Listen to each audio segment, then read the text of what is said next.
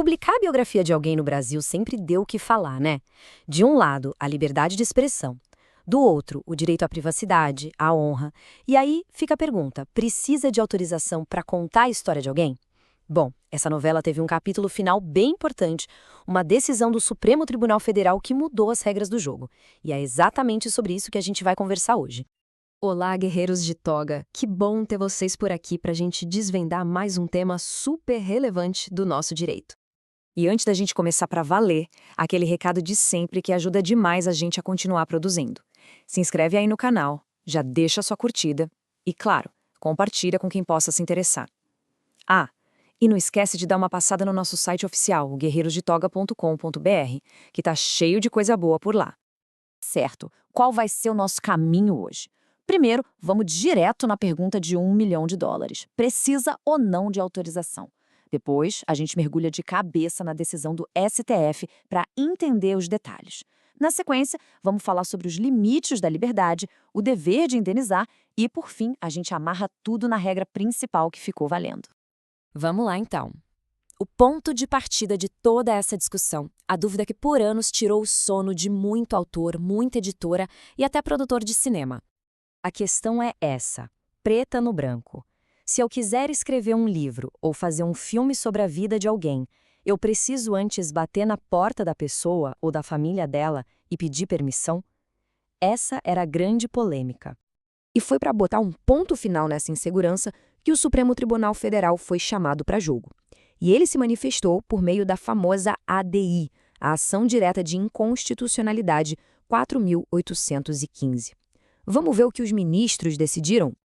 E a resposta do STF, pessoal, veio alta e clara. Não. Simples assim. Não se pode exigir uma autorização prévia para publicar uma biografia. Acabou a discussão sobre isso.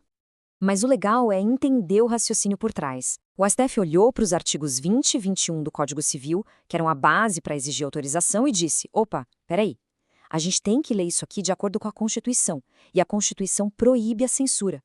Então a conclusão foi lógica. Exigir permissão antes de publicar seria, na prática, uma forma de censura prévia. Isso vale para tudo, hein? Livros, filmes, documentários, o que for. E para não ter dúvida, tá aí um trecho da própria decisão. É categórica. A autorização é dispensada não só do personagem principal, mas também de quem aparece como coadjuvante na história e até dos familiares, caso a pessoa já tenha falecido. A liberdade para contar histórias foi, de fato, garantida. Beleza. Então quer dizer que agora a liberdade é total. Pode publicar qualquer coisa sobre qualquer um e pronto. Calma lá, não é bem assim. E aqui que a gente entra na parte mais refinada e talvez a mais importante da decisão. É que é o seguinte: a liberdade de expressão é um direito fundamental, com certeza. É um dos pilares da nossa democracia. Mas, e no direito quase sempre tem um mais, né? Nenhum direito é absoluto. Ele tem que conviver em harmonia com outros direitos que são igualmente importantes. E que direitos são esses que servem de contrapeso? São os famosos direitos da personalidade, que estão lá no artigo 5º da Constituição: a honra, a intimidade, a vida privada e a imagem de cada um de nós. A liberdade do biógrafo de contar uma história vai até o ponto em que ela não esmague esses outros direitos. E é exatamente nesse equilíbrio que entra em cena o dever de indenizar. O STF foi muito cirúrgico aqui. Ele separou bem as duas coisas. Uma coisa é o direito de publicar.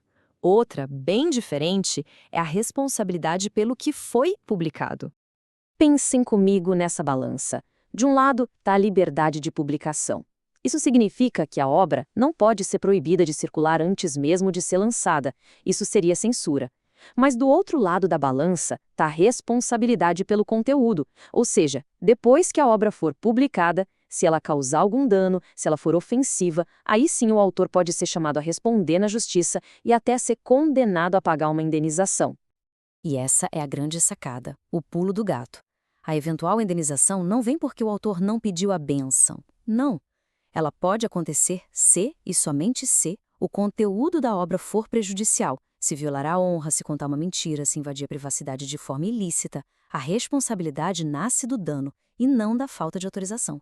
Ou seja, para resumir numa frase só que todo mundo entende, liberar a necessidade de autorização não significa dar uma carta de imunidade para o autor.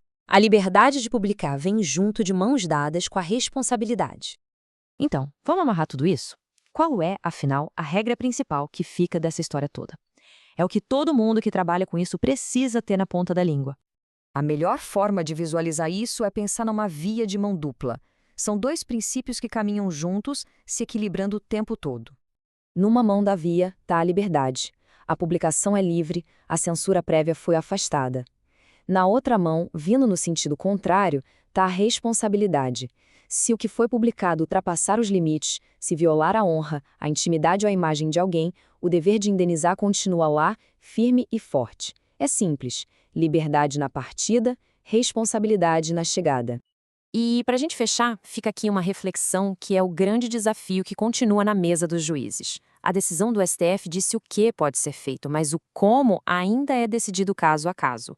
Definir essa linha, sabe? Onde acaba o interesse público e começa a fofoca, a invasão de privacidade. Essa é a fronteira que vai continuar gerando debates incríveis no mundo do direito. Obrigada pela companhia e até a próxima.